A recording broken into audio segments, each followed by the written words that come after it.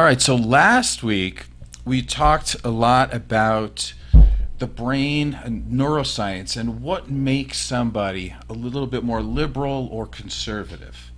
Now, this has been a very interesting week, right? Because I started off last week saying that when you have scientific knowledge, and we have like 30 to 40 years worth of studies that don't prove anything, but they do suggest a lot of information. When you bring that information out, we're not doing it to necessarily hurt anybody's feelings, anything like that. But it would be almost malpractice if we didn't talk about what's really out there in the science world. So, but it seems like, just like we talked about, all these conservative people are so offended. So you can keep your death threats and everything else to yourself and stop with the anger, because it's ridiculous. Go to your Trump rallies if that's what you need to do. Because, like I told John, we're going to double down on our stuff because I'm not going to pull back on anything that's truthful. That's the way it is. I even held up a board. And true to what we said, I still can't find a conservative who's willing to admit that the stock market is over 18,000. That's not liberal or conservative. That's just a straight number. Why can't you admit it? Now, I don't have a lot to give here, but I was going to give away a free book for the first conservative that could admit that 18,000 is higher than 8,000. Because 8,000 was about the stock market when Obama took over. Now, that's not political. That's just a simple math number, right? So what we have today is a very special guest. We have Vicki Lynch with us. Woohoo, Vicki. Go, Vicki.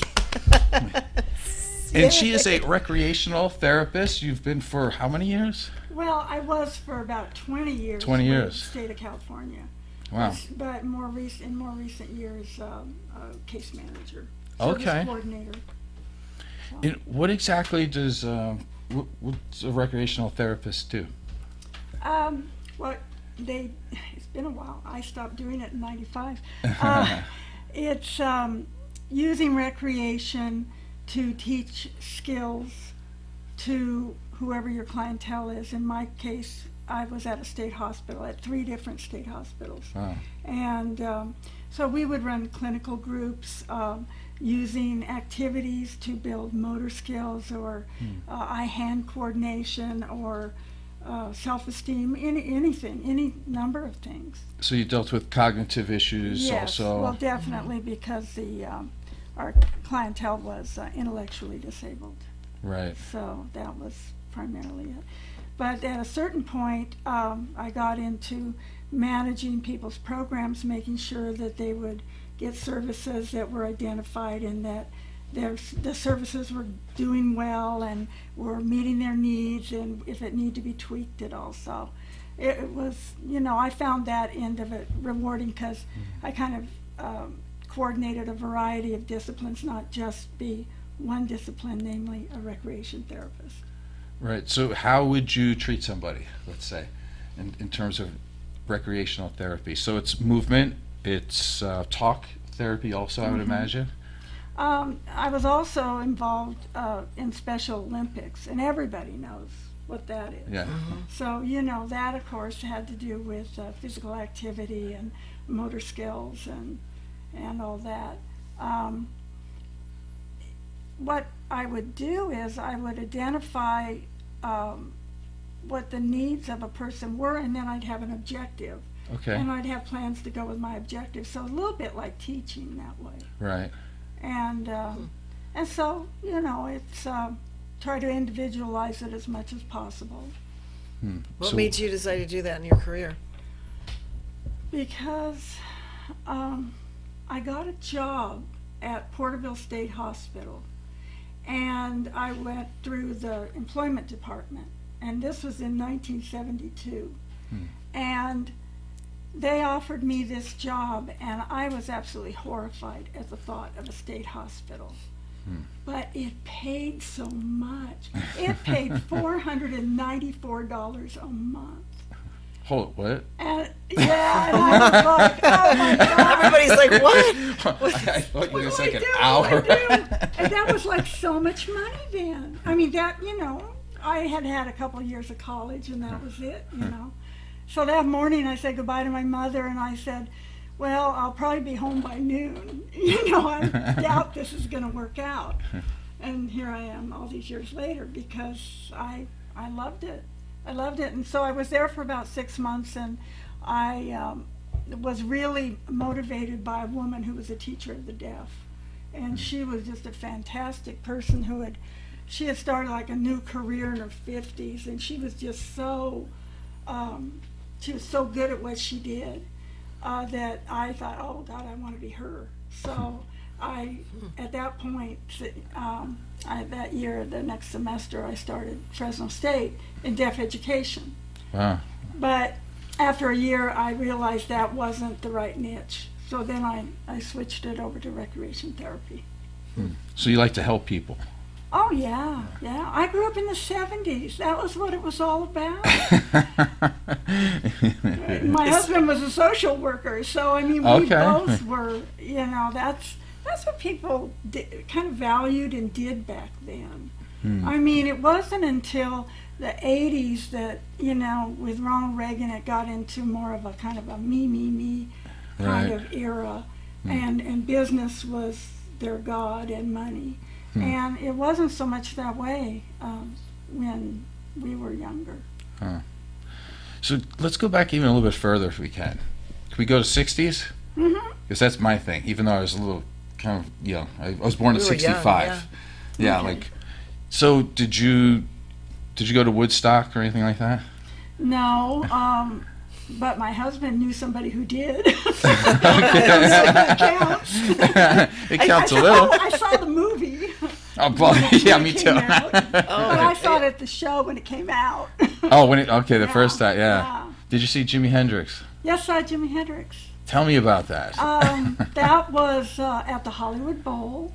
All right. And a friend kind of got a group of us together, and this was 1967. And I grew up in Southern California, so we were in Orange County, and we just had to drive up to LA to go to the Hollywood Bowl. And so we were really going up there to see the Mamas and the Papas. Oh, a little on the mellower side, Yeah, but okay, I mean, all right. California dreaming, and you know, that was where it was at. And so second on the bill was a guy named Scott McKenzie. And I don't know if you remember, if you're going to San Francisco, wear flowers in your hair. Exactly. Yeah, that's the only song I know by him. Well, he's a one-hit wonder, I think. And so he was second on the bill. And third on the bill was this guy named Jimi Hendrix. You didn't know what you were in for, did you? No, and I mean, he was great. And I think at the end of, if I recall, at the end of his part, he beat his guitar to death, you know. So I guess he was kind of known for doing those kind of things.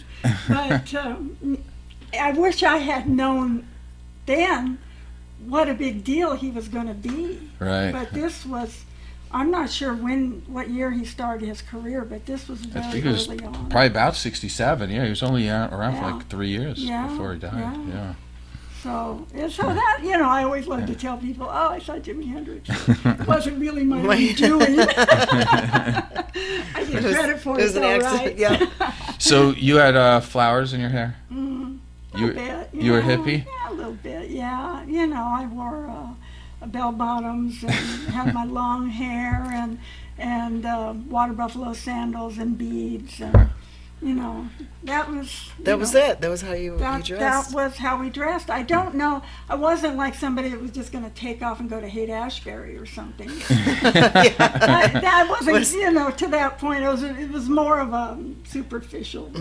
That was the style, and that. Well, it was like in the 80s, too, when everybody was dressing like Madonna and that. I mean, we necessarily weren't. We were just doing what Right. everybody else was doing. Everybody Right. wanted their hair the And same it didn't way. mean that you It's were the wild, free Yeah. spirit that Madonna was. What? We Yeah. just did our hair like hers, and we wore Yeah. her clothes and all that. It's the same kind of Yeah, idea. yeah. So I'm glad that I grew up when I did, because I thought the 60s and 70s were great. I wish I grew up a little bit sooner. Yeah, that would have been great too. Yeah. So tell me about when you were that age. What was the community like? Because like if I compare it now, I see young people. they can't even listen to a full album of music, right? Everything is like they buy one song, they buy one song, they buy one song. They don't have the mindset to sit down and actually read a book totally through.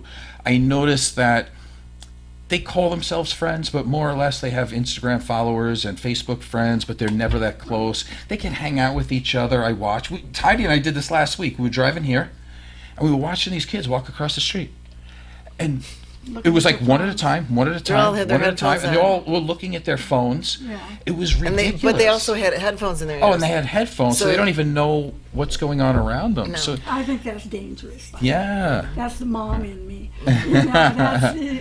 Don't do that when you're in a Yeah, parking because you don't lot hear or- anybody. You don't hear nothing. I know. When I here walk my comes a dogs, car, and too bad you I see didn't hear people it. with headphones when they're walking their dogs and Yeah. stuff, and I'm like, God, you can't hear if somebody comes up behind you. You can't see a car, hear a car. Yeah, and It's, to me it was sad because it just looks like everybody is an individual.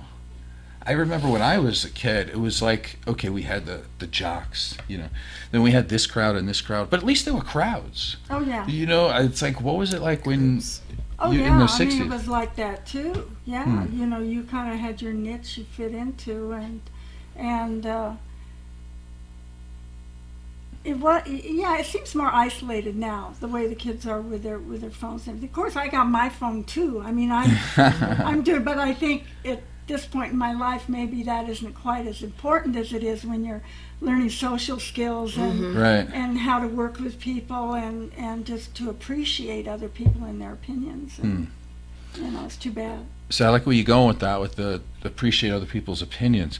Do you think that because it seems like so many young people today are so isolated that they kind of forget or they haven't learned empathy yet, where it seems like people that are a little bit older, they come from communities, and it seems like we're losing all that. Like we're losing the fact that, okay, we can have differences of opinion and still be friends.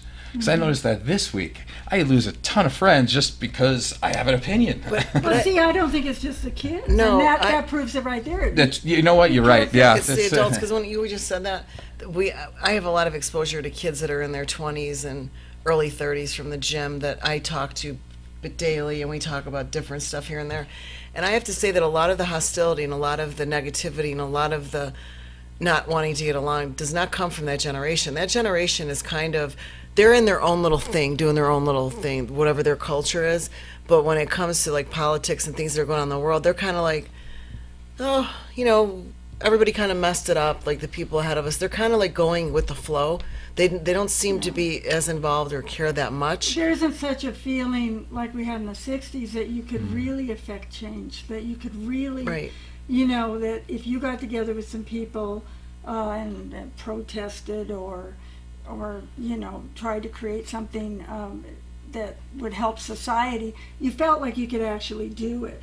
And now I don't think kids, even if that crossed their minds, They don't think they make a difference, and that's the Yeah. that's the That's feeling a lot I of get. They apathy. say Yeah. we don't feel that us doing what we're doing is going to make a difference, so they're relying on, the generation, which is our generation before them. And unfortunately, I find that a lot of people around my age are just stuck in their own.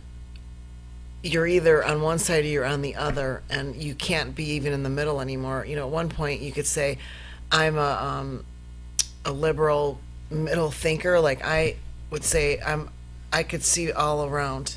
I'm not one side or the other. And you can't even say now that you're in the middle, because then you're actually hated on both sides for your political views. So it's gotten nasty. it's Very gotten much. really, really out of hand. And like I said, this generation that I see, they think they can't make a difference, because I'll talk to the young women too about the stuff with the commentary about Trump. And, although, people will turn around and say, oh, that stuff's been going on for years. Yes, it has been going on for years. But I think it's gotten a lot more maybe verbal. It's more accepting.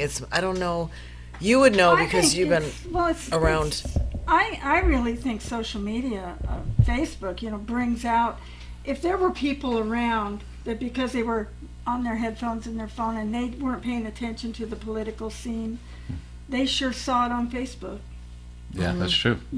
So that a lot of people actually get their news now from Facebook. You know? Yeah, that's crazy too. And it's crazy because it's like what you're talking about. You only get a snippet.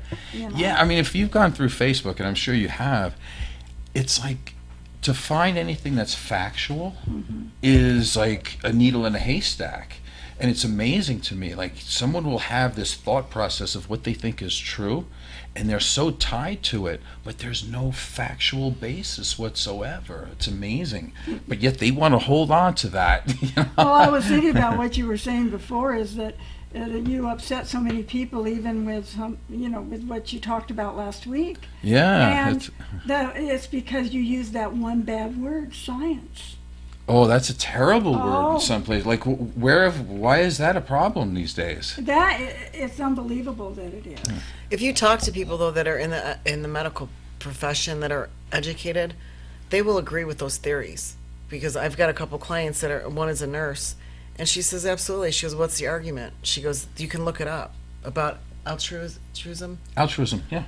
About empathy. That empathy is not something that you're taught. You either have it or you don't when you're born, and they've proven that through science. However, people will argue that all day long and say, no, that's what not we talked true. about last week. Right. And people are so angry that we use the information. And I'm like, do you realize how, not you personally, but people, do you realize how many hours I spend looking through scholarly articles over a massive amount of years to come up with the best information, and people get hurt by it? I'm like, well, it is what it is. You know, the sun rises in the east. I mean, it's because nobody believes information anymore. If you, depending on, in terms of cable TV, what cable station you listen to, they're presenting different facts that are at odds with each other. Yeah, and that's. So, they choose to believe, well, that must be true because that's what they said. And it may not be. And so now what happens is you end up in a situation where you don't know what to believe. You don't know who to believe. And who has the time to research everything? Right. Nobody. Yeah, so the good part of me, right, the compassionate part, I'd like to think I am, but I get angry too, like I'm a person. I try to see that and go, okay, well, what if I just was in a household where my dad or mom was watching Fox News all the time? Maybe that would influence me.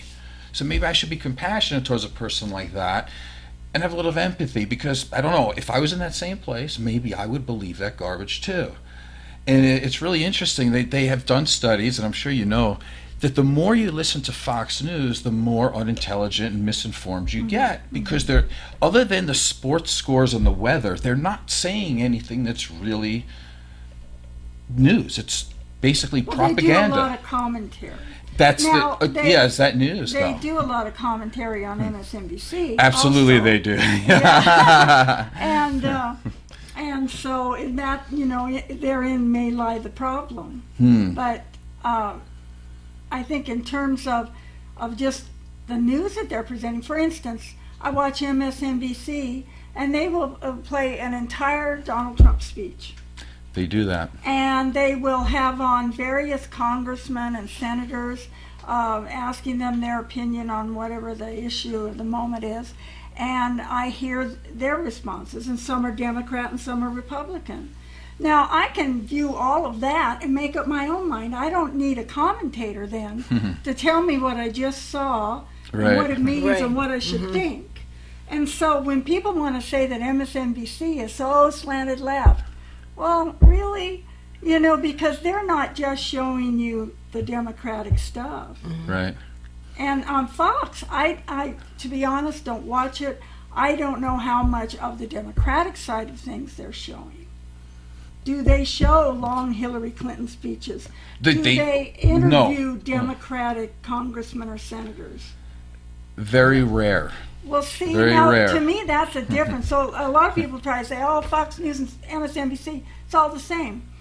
No, it's not. But here's a little short list, just to throw some of this out here for you.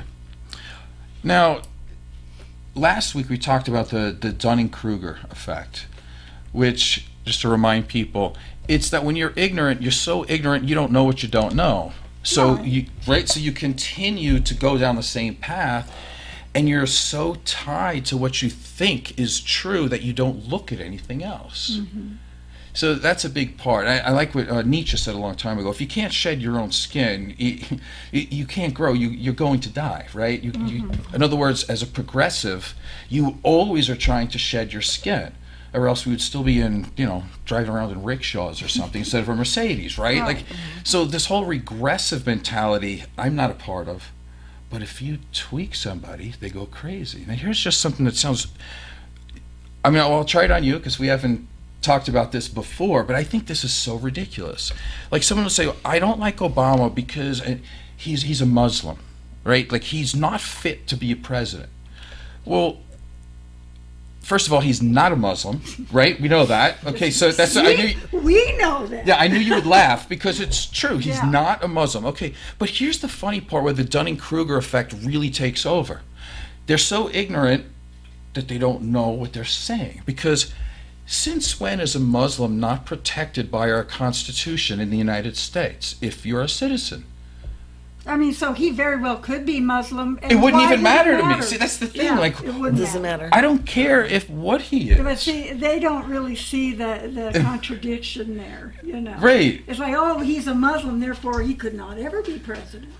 Really? Well, that not doesn't true. make sense. Like, Yeah. what, in the 40s, we had concentration camps. We try to be nice and call them internment camps. But we had concentration camps in the United States because conservatives wanted to jail Japanese Americans. Well, to be fair, FDR went along with that. That's true. That's true, too. Yeah, that's definitely right. We have Germany, 1930. 1934. Yeah, there you go. Thanks, John. He's on it back there. So why would even somebody verbalize that somebody's a Muslim? In other words, what... unless you specifically thought that all Muslims were bad, or that somehow being a Muslim would make it that you were unfit to lead. Like, that in itself is ignorant. It's the whole terrorism thing, though. I Yeah. think it also has to do with the time and place that Obama became president. Right. You know, I think Muslim was just a way of kind of hiding behind another problem they had with his presidency. Oh, you're going to say Because he's he's black. black? Can we say that? Do you It's obvious. Gee, let me think about that. Yeah, let me think about that one. Okay, so Obama's... It's like No, when but people... they know enough to not be right, racist. you have to be right. It's the same They're thing when... not gonna come out and say It's the same that. thing when people say things about gay people, and they go, I have nothing against gay people. Right. But they're the same ones that won't hire them for jobs. They're the ones that discriminate. And they'll say, well, again, you'll make another excuse why you don't particularly care for somebody's lifestyle. They never will say it's because you're gay. Right. And that's the same thing with the racist issues, too. Yeah, yeah. You know, who wants to come out and say I'm a racist? They know what is not politically correct to say. Now, kind of. I mean, in some cases. Yeah. I mean, I think most people are aware that they shouldn't come out and say, I don't like that person because they're black. Trump has unleashed a lot of people who are now not afraid to come out and say. You know, I was talking to Heidi about this, and here's for your Trump fans. I love Donald Trump for this one reason. Because He's brought all the ugly people out. yeah, They're he's coming like, to the top of the soup. like you ever watch CSI? You know, and then they come in and they go, I wonder where the blood stains are. And you can't see them because somebody cleaned it up. And then they do that black light thing and they go, oh, there's the blood. Yeah, There's but the they're semen. all There's the thing. along. There it is. So Trump is like the guy who walks in, turns on the light, and you go, oh, look at all the cockroaches. There they are. And they scatter. Yeah. But now they're allowed to come out. Right. So a lot of... there's so many things I wanted to talk about with you today. But he's shed light on yes, and I think that is actually a good thing because we can now talk about it. And it's very strange. Like, I have a lot of conservative friends. That's what I said last week. But in the back of my mind, and I was telling John this before, and Heidi knows this story because it actually does bother me. You know, like, I love talking to people. I love knowing where they come from and what they do and what led them to where they are and all these things. But the fact is, really, I come to this conclusion, they don't like me.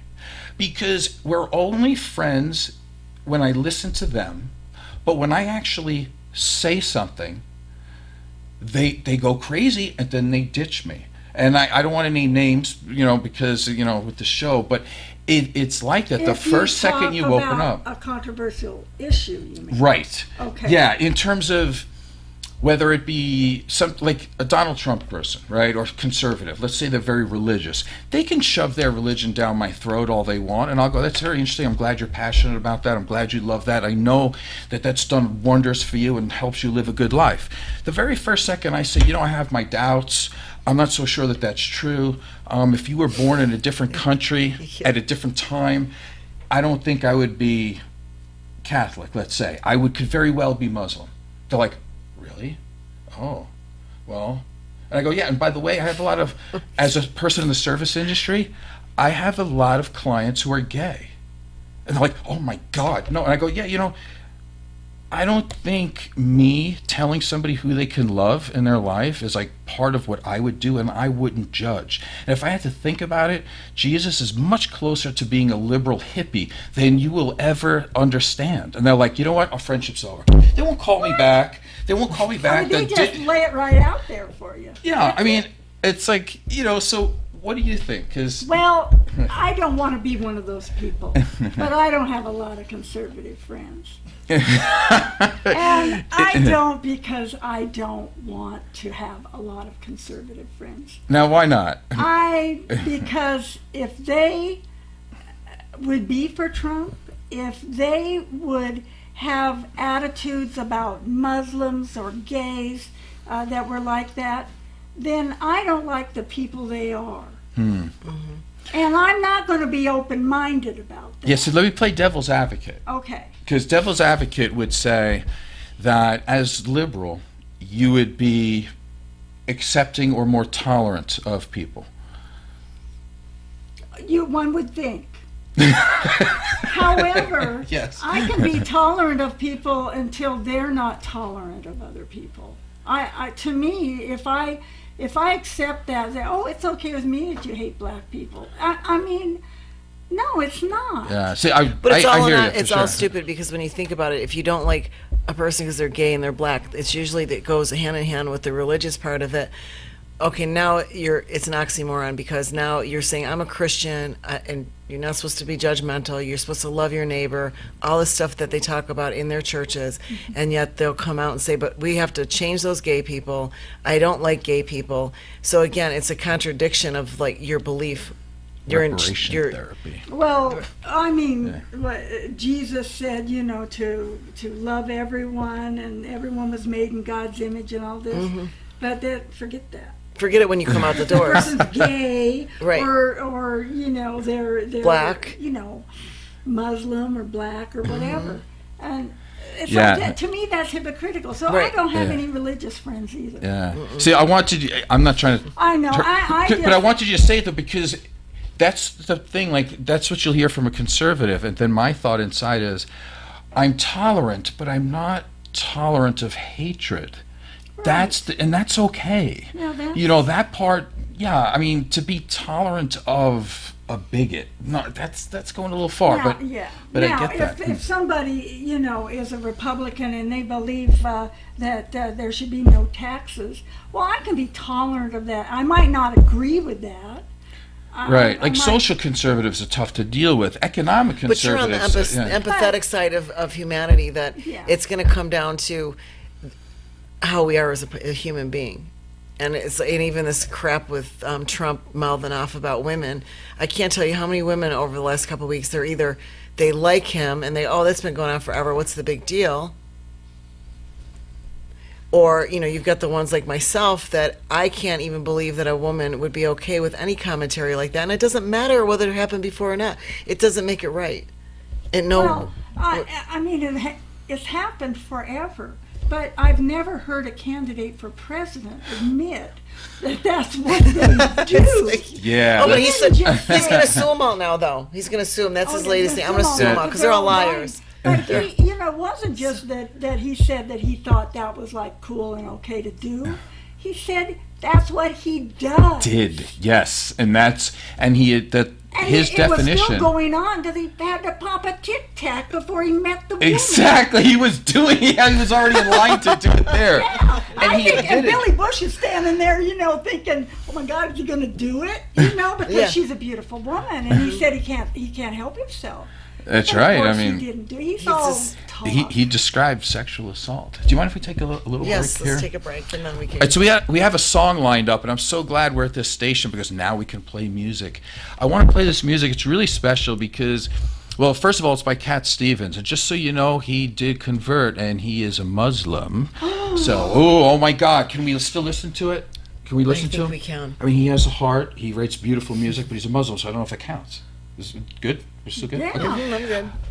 I don't Quick think li- it'll do anything bad to it. Quick little story. My mother took me to a movie when I was like 7 years old, Harold and Maude, and this song was on there. And I just want to say, when you listen to the song, and I hope you do listen to all the words, I think every child needs to have a parent that definitely goes along with the words of this song. In other words, you can be you can be me, you can be anything you want to be. There's so many things in this world to choose from and to be, and not be so hammered down by a parent that's so authoritarian that you have to be only one way or else I won't love you. Right? You've got to be one way. And so this to me is all about unconditional love, and that's the way it really should be. And that's what I had from my mother, and that's kind of what I want you to hear right now.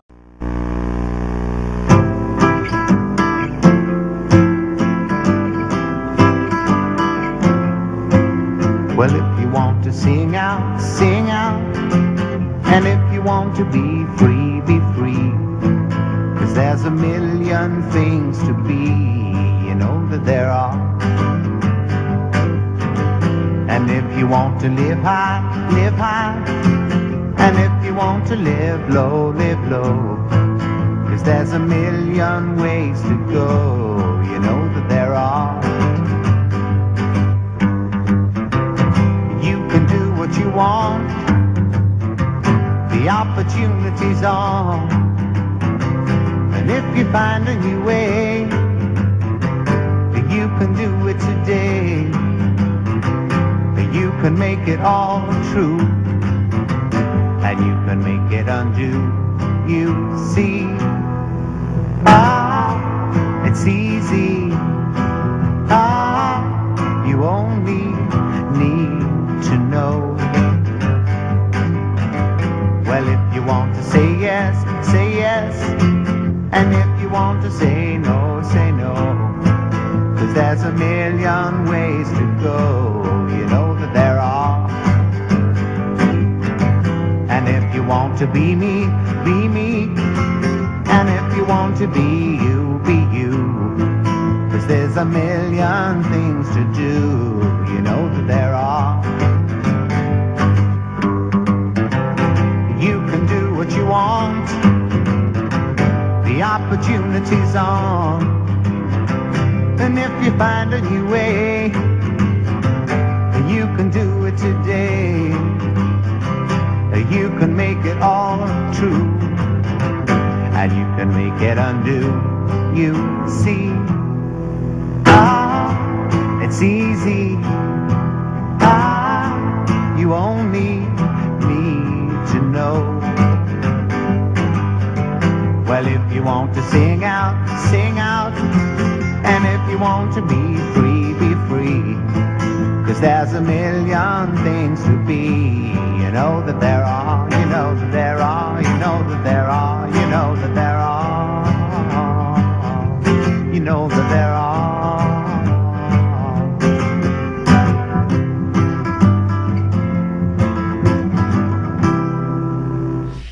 This is the Rise Above Show. I am Joe Peroni. You're Jim. Oh, And I'm Heidi Mancini. And this is Vicki Lynch. Vicki Lynch. And I just want to take a moment to say hi to Jim Lynch. We love you, Jim. Are you playing your saxophone? I just want to say hello. That's Vicky's husband. That's likely what he's doing. How long have you 38 years. 38 years. Wow. That's a long long time. time. And they have a daughter who's, how old is your daughter now? 31. 31. Yeah. So she's in New York City Yeah. doing her jam. Yeah. Does she work for publishers? Who does she work She works for Macmillan of publishing. She used to work for Random House. She has an interview Monday, and she may end up in San Francisco. Oh, yay. Yeah.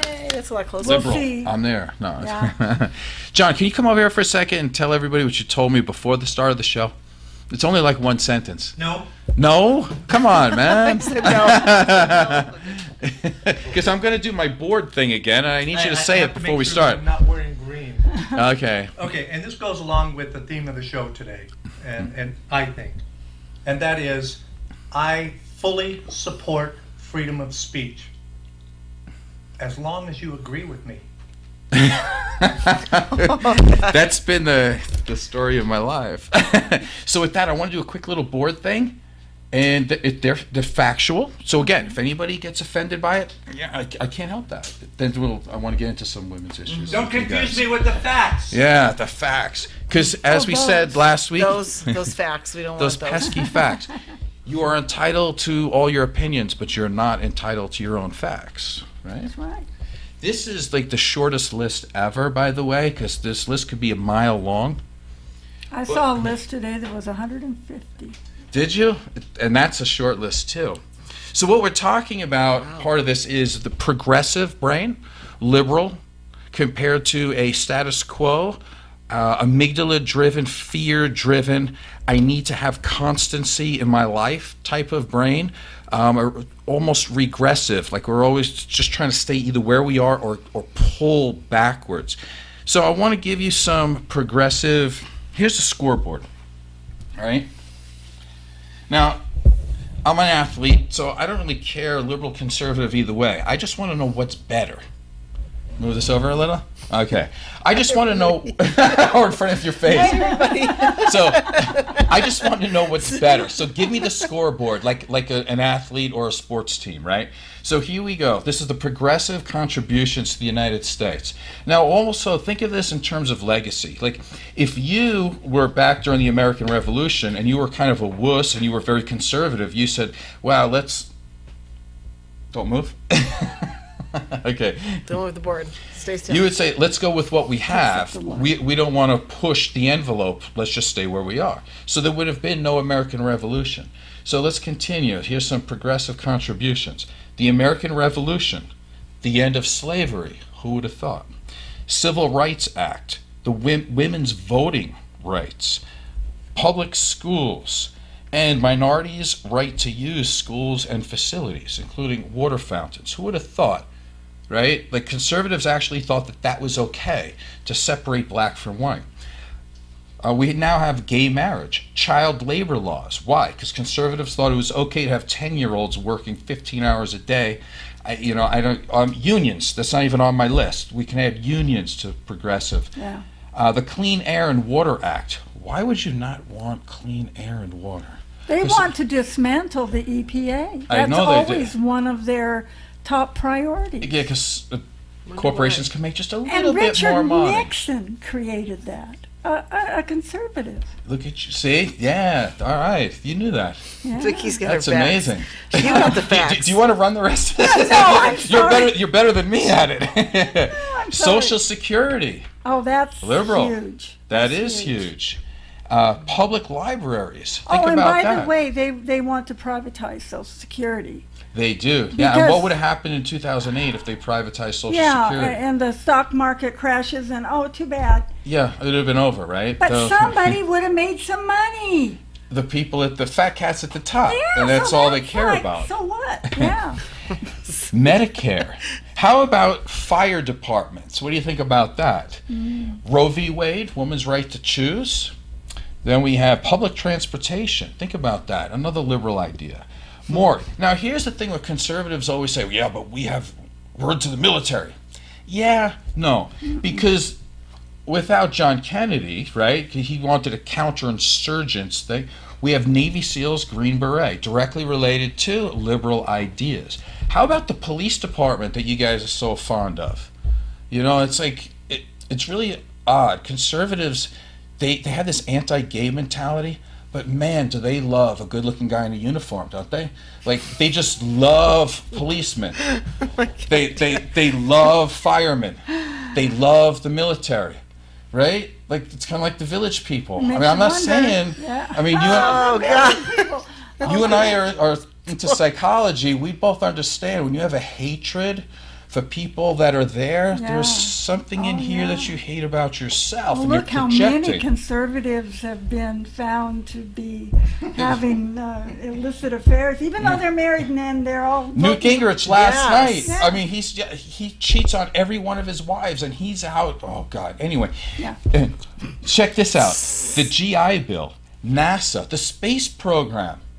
Again, liberal. How about this? Bank deposit insurance. That make you feel good? It should.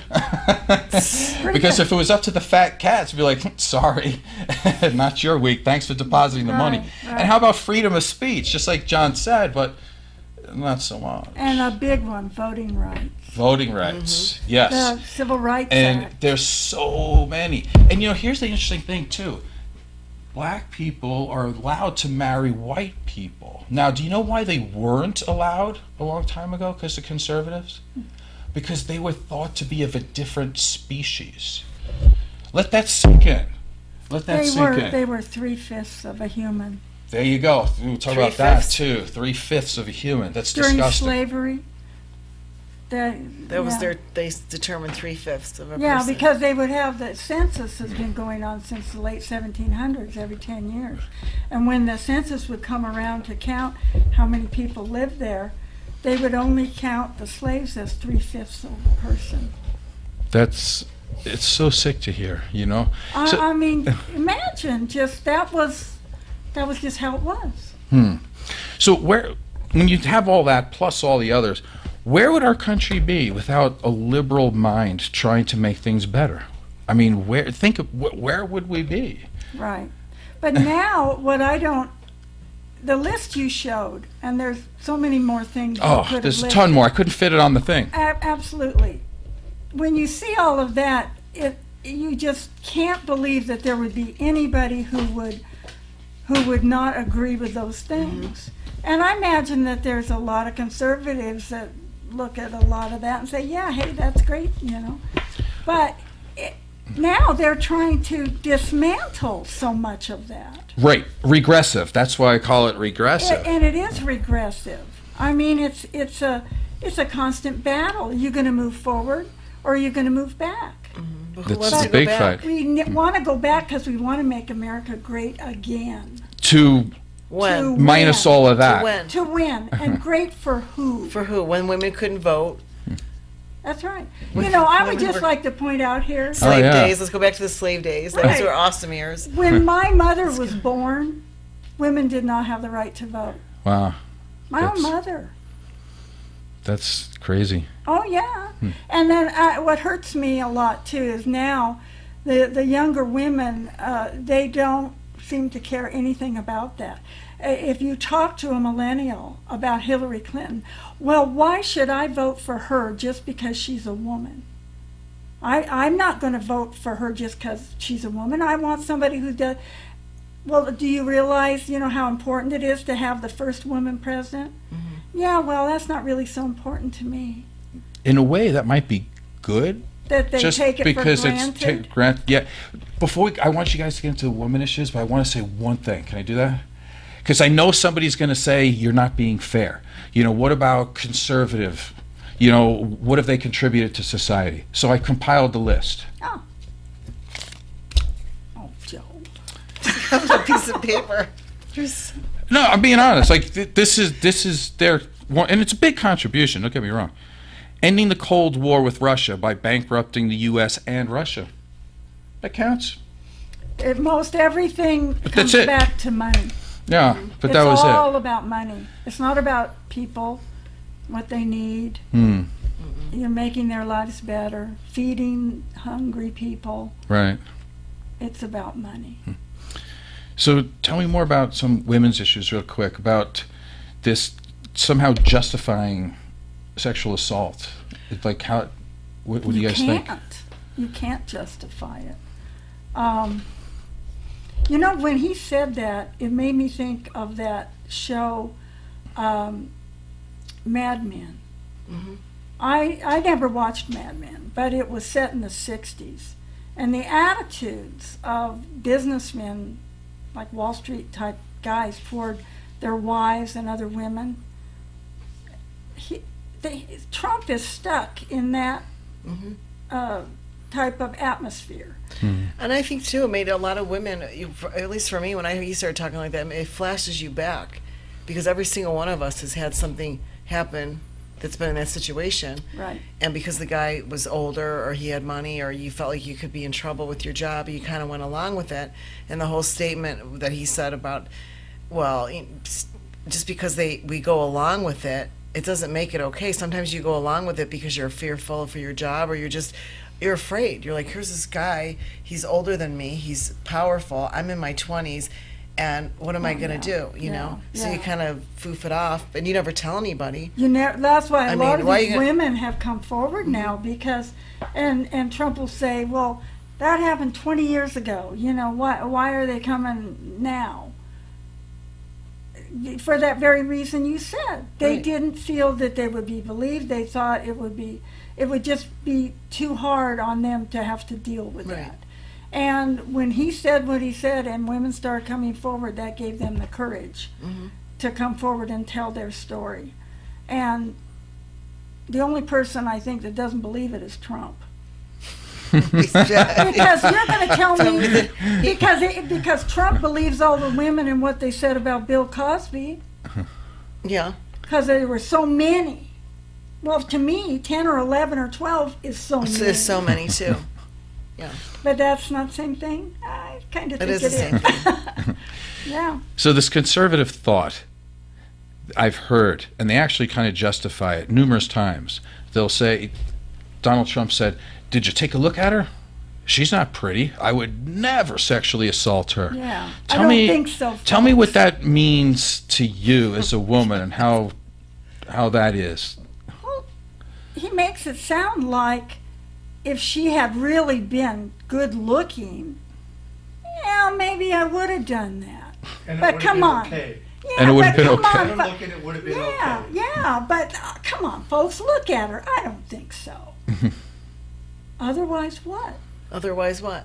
Yeah. What would you do And otherwise? I don't know if you noticed, but all the women that, except that one woman that he said that about, who is now older, because it's happened so long ago, the other women that came out were all gorgeous blondes. I mean, there might have been a brunette in there somewhere, but But they're all blondes. But yeah. that and that even made it more likely to be true, because that's his thing. That's his thing. So again, it's regressive. Like, I want to see, did you start working in the 70s?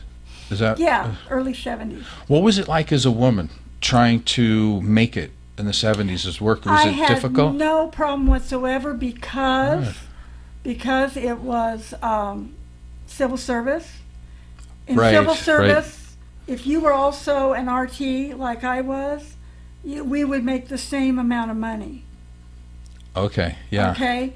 So the problems that a lot of women have in business, I didn't personally experience, because I've always been civil service. Same thing here in Nevada. So, and to be honest, most of the people that are in that line of work are Democrats. Right, because they're caring people. Because otherwise, why be in that field? And once in a while, I mean, there are some Republicans. They're not all. Right. You could never say that, but Right. it didn't seem to be so much of a problem. We only have probably about 30 seconds left. Let me ask this real quick. So is it fair to say that there was equal pay because the state was paying you? Yeah, because Okay, so that's another reason why. there are pay levels, government- and that yeah. was on paper, and that So the was, inequity is yeah. by individuals who Right.